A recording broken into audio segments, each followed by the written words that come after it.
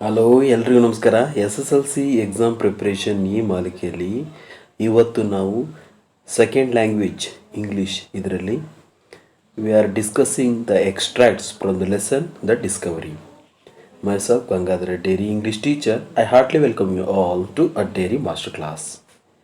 ಮಕ್ಕಳೇ, the discovery ಇದು ತುಂಬ ಇಂಪಾರ್ಟೆಂಟ್ ಆದಂಥ ಒಂದು ಚಾಪ್ಟರು. ಇದರಲ್ಲಿ ನಾವು ಪರೀಕ್ಷೆಗೆ ಬರಬಹುದಾದಂಥ ಕೆಲವು ಇಂಪಾರ್ಟೆಂಟ್ ಲೈನ್ಸನ್ನು ತೆಗೆದುಕೊಂಡು ಇವತ್ತು ಡಿಸ್ಕಸ್ ಮಾಡ್ತಾ ಇದ್ದೀವಿ. Let us start. First one, captain they ignore my order. Captain ಅವರು ನನ್ನ ಆದೇಶವನ್ನು ಪಾಲಿಸ್ತಿಲ್ಲ. ಹೂ ಸೆಸ್ ದಿಸ್? ಇದನ್ನು ಹೇಳಿದ್ದು ಯಾರು? ಇದನ್ನು ಹೇಳಿದ್ದು Pedro. So answer is Pedro. B, who is they refers to. ಇದರಲ್ಲಿ ಅವರು ನನ್ನ ಆರ್ಡರನ್ನು ಫಾಲೋ ಮಾಡ್ತಾ ಇಲ್ಲ. ದೇ ಇಗ್ನೋರ್ ಮೈ ಆರ್ಡರ್ ಅಂತ ಇದೆ ಅಲ್ವಾ, ಅದರಲ್ಲಿ ದೇ ಅಂದರೆ ಯಾರು? They refers to the seamen or sailors. C, why do they ignore the order? ಅವ್ರು ಯಾಕೆ ಅವನ ಆದೇಶವನ್ನು ಪಾಲಿಸ್ತಿಲ್ಲ? ಇದು ನೋಡಿ ಭಾಳ ಇಂಪಾರ್ಟೆಂಟ್ ಆದ 2 ಮಾರ್ಕ್ಸ್ ಕ್ವಶನ್ ಕೂಡ ಆಗುತ್ತೆ. ಇದನ್ನು ಸ್ವಲ್ಪ ಸರಿಯಾಗಿ ಕಲ್ತ್ಕೋಬೇಕಾಗುತ್ತೆ. ಯಾಕೆ ಅವರು ಅವನ ಆರ್ಡರ್ನ ಫಾಲೋ ಮಾಡ್ತಿಲ್ಲ ಅಂತಂದರೆ, the semen var lost their confidence in Columbus. They were frustrated, they were homesick, they didn't want to continue their journey with Columbus to search the new land. So ಅದಕ್ಕೋಸ್ಕರ ಈ ಎಲ್ಲ ಕಾರಣಗಳಿಂದ ಅವರು they ignore the order. Okay, ಅಲ್ಲಿ ಅವರು Columbus ಮೇಲೆ ತಮ್ಮ ಎಲ್ಲ ಕಾನ್ಫಿಡೆನ್ಸನ್ನು ಕಳ್ಕೊಂಡಿರ್ತಾರೆ. ದೇವರ್ ಹೋಮ್ ಸಿಕ್ ಆಗಿರ್ತಾರೆ. ಸೊ ಆ ಎಲ್ಲ ಕಾರಣಗಳಿಂದ ಇದರಲ್ಲಿ ಯಾವುದಾದ್ರೂ ಒಂದು ಪಾಯಿಂಟನ್ನು ಕೂಡ ನೀವು ಬರೆದ್ರೂ ಕೂಡ ಇದು ಆನ್ಸರ್ ಆಗುತ್ತೆ. ಯಾಕಂದರೆ it carries only 1 mark. Okay, 2 marks ಅಂತಂದರೆ ನಾನು ಹೇಳಿದ್ನಲ್ಲ, ಆ ಎಲ್ಲ ಪಾಯಿಂಟ್ಸನ್ನು ಕೂಡ ನೀವು ಬರೀಬೇಕಾಗುತ್ತೆ. Okay, next second one, they are simple men, they must have the relaxation. ಅವರೆಲ್ಲರೂ ಕೂಡ ಭಾಳ ಸಾಮಾನ್ಯ ಜನರು, ಅವರಿಗೆ ಅವರದ್ದೇ ಆದಂಥ ಒಂದು ರಿಲ್ಯಾಕ್ಸೇಷನ್ ಬೇಕಾಗುತ್ತೆ ಅಂತ ಹೇಳ್ತಾರಲ್ವಾ. ಇದು ಈ ಸೆಂಟೆನ್ಸ್ನ ಅರ್ಥ. ಅದರಲ್ಲಿ A, who said this to whom? ಯಾರು ಹೇಳಿದರು? ಯಾರಿಗೆ ಹೇಳಿದರು? Pedro says this to Columbus. Pedro the officer ಇರ್ತಾನಲ್ವಾ, ಅವನು ಕೊಲಂಬಸ್ಗೆ ಈ ಡೈಲಾಗನ್ನು ಹೇಳ್ತಾನೆ. Next B, who are the simple men? ಇಲ್ಲಿ ಸಿಂಪಲ್ ಮೆನ್ ಅಂದರೆ ಯಾರು? As I said earlier, the seamen are the sailors. Okay, next C, how did they have the relaxation? ಅವರು ತಮ್ಮ ಒಂದು ಸಂತೋಷವನ್ನು ಹೇಗೆ ಕಳೀತಾರೆ? They drink too much and they Singh the song here ಒಕೆಗ್ ವರಮ್. ತುಂಬ ಜಾಸ್ತಿ ಡ್ರಿಂಕ್ ಮಾಡ್ತಾರೆ ಮತ್ತು ಹಾಡನ್ನು ಹೇಳ್ತಾರೆ. ಈ ರೀತಿ this have their relaxation. Okay, next C, Santa Maria will be lighter for his carcass. Santa Maria ಹಗುರ ಆಗ್ತಾಳೆ ಅವನ ಹೆಣವನ್ನು ಎಸ್ತಾರೆ. ಇಲ್ಲಿ ಸಿ, ಕರ್ಕ್ಯಾಸ್ ಅಂತಂದರೆ ಡೆಡ್ ಬಾಡಿ ಅಂತ. So sometimes they may ask what is the meaning of the word carcass. ಆವಾಗ ನೀವು dead body ಅಂತ ಬರೀಬೇಕಾಗುತ್ತೆ. Okay, A, who said this? ಇದನ್ನು ಹೇಳೋದು ಯಾರು? Guillermo Iris says this. Okay, ಇದನ್ನು ಹೇಳೋದು Guillermo Iris. B, who was Santa Maria? Santa Maria ಅಂದರೆ ಯಾರು? Santa Maria is the name of the ship. Okay, that who carries the Columbus and all other seamen. ಅವ್ರು ಹೋಗ್ತಾ ಇರ್ತಾರಲ್ವಾ, ಆ ಹಡಗನ ಹೆಸರು Santa Maria. Okay, next C, what is the meaning of this statement? ಈ ಹೇಳಿಕೆಯ ಅರ್ಥ ಏನು ಅಂದರೆ, Santa Maria will be lighter for his carcass. Santa Maria ಹಗುರಾಗುತ್ತೆ, ಅವನ ಹೆಣ ಎಸ್ತಾರೆ ಅಂತ.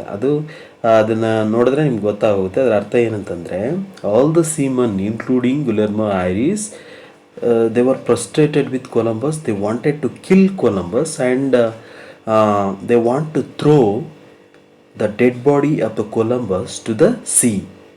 ಆ ಥರ ಅರ್ಥ ಬರುತ್ತೆ. Next fourth, and who is to put him in irons? We are 30 to 1. ಯಾರು ಜೈಲಿಗೆ ಹಾಕೋದು? ನಾವು 30 ಜನ ಅವನು ಒಬ್ಬನ ಹಿಂದೆ ಇದ್ದೀವಿ ಅಂತ ಅರ್ಥ ಬರುತ್ತಿದ್ದು. ಓಕೆ, ಇದು ನೀವು ಪಾಠವನ್ನು ಸರಿಯಾಗಿ ಕೇಳಿ ಅರ್ಥ ಮಾಡ್ಕೊಂಡಿದ್ರೆ ಇದು ನಿಮಗೆ ಕ್ಲೀನಾಗಿ ಅರ್ಥ ಆಗುತ್ತೆ. ಅದರಲ್ಲಿ ನೋಡಿ, first one, who asked this to whom? ಇದನ್ನು ಕೇಳಿದ್ದು ಯಾರು ಮತ್ತು ಯಾರನ್ನು ಕೇಳ್ತಾರೆ ಅಂತ. ಆ್ಯಕ್ಚುಲಿ ಇದನ್ನು ಕೇಳೋದು Guillermo Iris. Guillermo Iris asked this to Columbus ಅಂತ ನೀವು ಎಗೆ ಬರಿಬೇಕಾಗುತ್ತೆ. Why did the speaker ask this? ಈ ಥರ ಕೇಳೋದಕ್ಕೆ ಯಾರು ನಮ್ಮನ್ನು ಜೈಲಿಗೆ ಹಾಕೋದು ಯಾರು? ನಾವು 30 ಜನ ಇದ್ದೀವಿ ಅಂತ ಹೇಳ್ತಾನಲ್ವಾ, ಇವನು ಯಾಕೆ ಹೇಗೆ ಹೇಳ್ತಾನೆ ನೋಡಿ. ಯಾಕೆ ಆ ಥರ ಹೇಳ್ತಾನೆ ಅಂತಂದರೆ, before that Columbus says the first man to move towards him shall spend the whole night in irons ಅಂತ ಹೇಳ್ತಾನೆ. ಅಂದರೆ ನನ್ನ ಕಡೆಗೆ ನುಗ್ಗುವ ಯಾವನಾದರೂ ಅವನನ್ನು ನಾನು ಇಡೀ ರಾತ್ರಿ ಜೈಲೊಳಗೆ ಹಾಕ್ತೀನಿ ಅಂತ ಹೇಳ್ತಾನೆ. ಸೊ ಆಗ ಈ ಸಿಟ್ಟಿನಿಂದ ನಮ್ಮ ಇವನು ಯಾರು, ಗುಲೆರ್ಮೋ ಐರಿಸ್ ಈ ರೀತಿಯಾದಂಥ ಡೈಲಾಗ್ ಹೇಳ್ತಾನೆ. ಏನೋ, who used to put him in irons, we are 30-1. ನಿಮಗೆ ಅರ್ಥ ಆಗಿದೆ ಅಂದ್ಕೊಳ್ತೀನಿ. Why did the speaker ask this ಅಂತಂದರೆ ಹೀಗೆ ಬರಿಬೇಕಾಗುತ್ತೆ ನೀವು. Columbus said the first man to move shall spend the whole night or rest of the night in irons. To reply, Guillermo Iris says this ಅಂತ ಬರೀಬೇಕಾಗುತ್ತೆ. Okay, next B. Why did the C what was the reply? ಇದಕ್ಕೆ ಈ ಥರ ಏನೋ, and who is to put him in irons we are 30-1 ಅಂತ ಗುಲೆರ್ಮೋ iris ಹೇಳಿದಾಗ ಅದಕ್ಕೆ Columbus ಏನಂತ ಹೇಳ್ತಾನೆ ಅಂತ. ಕೊಲಂಬಸ್ ಏನು ಹೇಳ್ತಾನೆ? I will perform it myself, okay ಅಂತ ಹೇಳ್ತಾನೆ ಅವನು.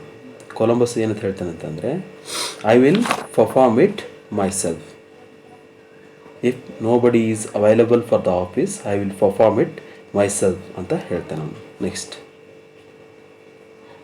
Fifth, if nobody else is available for the office I will perform it myself. ನೋಡಿ, ಲಾಸ್ಟ್ ಅವ್ನು ಹೇಳಿರೋ ಡೈಲಾಗನ್ನೇ ಮತ್ತೆ ಇಲ್ಲಿ ತೆಗೆದುಕೊಂಡಿದ್ದೀವಿ. Yes, who made this statement? ಈ ಸ್ಟೇಟ್ಮೆಂಟ್ ಹೇಳೋದು ಯಾರು? Of course Columbus. Who was this said to? Guillermo Iris. ಯಾರಿಗೆ ಹೇಳ್ತಾನೆ ಅಂತ? ಗುಲೆರ್ಮೋ ಐರಿಸ್ಗೆ ಹೇಳ್ತಾನೆ. What would the speaker perform? Speaker ಏನು ಮಾಡಕ್ಕೆ ಹೊರಟಿದ್ದಾನೆ?